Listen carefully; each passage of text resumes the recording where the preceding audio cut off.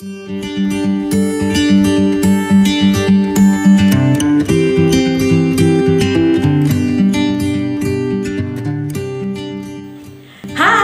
good morning all. How are you today? I hope you are always fine, happy and healthy.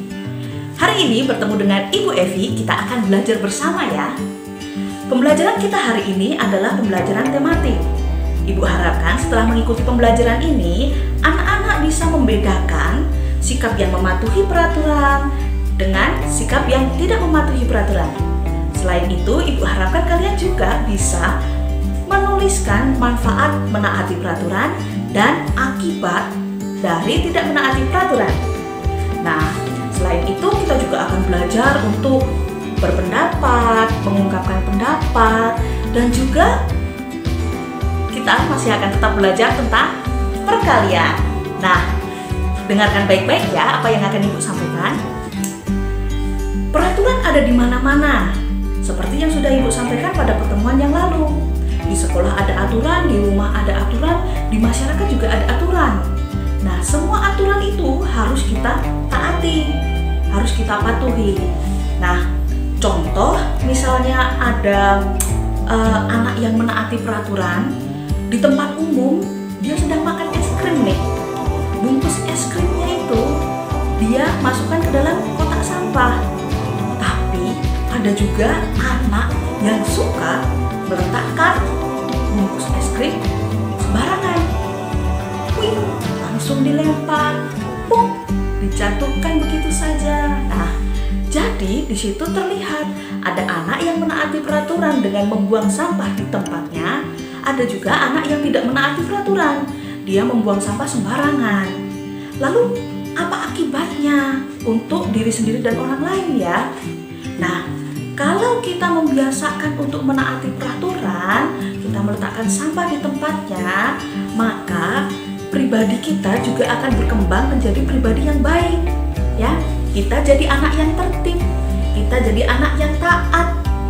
Sebaliknya, kalau kita tidak menaati peraturan, buang sampah, lempar sana lempar sini, taruh sana taruh sini, kita akan menjadi anak yang tidak tertib. Kita akan membuat lingkungan menjadi kotor ya. Kalau nanti musim hujan datang, sampahnya itu ikut hanyut bersama dengan air, lalu menyumbat saluran air, akan menyebabkan banjir. Sebaliknya, kalau kita taat, pasti lingkungan jadi bersih dong ya. Bersih, wangi, enak dipandang, menarik.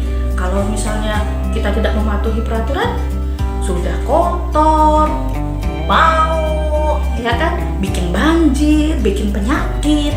Nanti yang susah siapa? Kita sendiri, dan tentunya merugikan orang lain juga, ya. Nah, oleh karena itu kita harus menaati peraturan. Pernah sekali, dua kali kalian pasti melihat ada teman, ada kakak, adik, ayah, ibu, atau mungkin tetangga, dia yang membuang sampah sembarangan. Misalnya buang sampahnya langsung ke saluran air ya. Di depan rumah biasanya ada saluran air. Ya, dia masuki ke situ. Nah, kamu boleh berpendapat loh.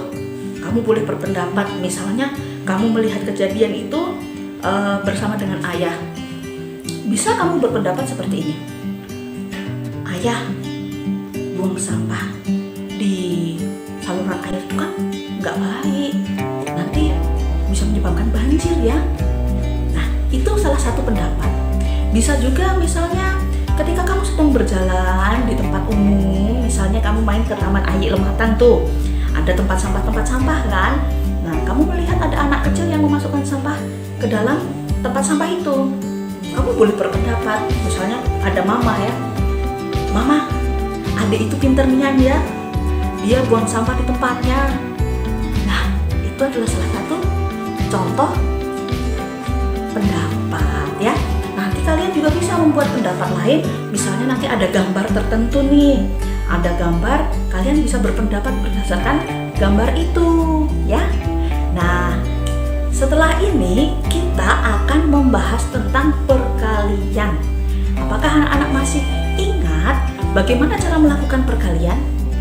misalnya ada 5 kali 6. 5 kali 6 itu bilangan 6 ditulis 5 kali atau bilangan 5 ditulis 6 kali. Nah, coba ingat baik-baik ya. Setelah ini, Ibu akan memberikan tugas untuk kalian semua. Jangan lupa tugasnya nanti dikirimkan kepada wali kelas melalui link yang sudah disiapkan. Nah, selamat belajar ya anak-anak ya. Sampai jumpa lagi.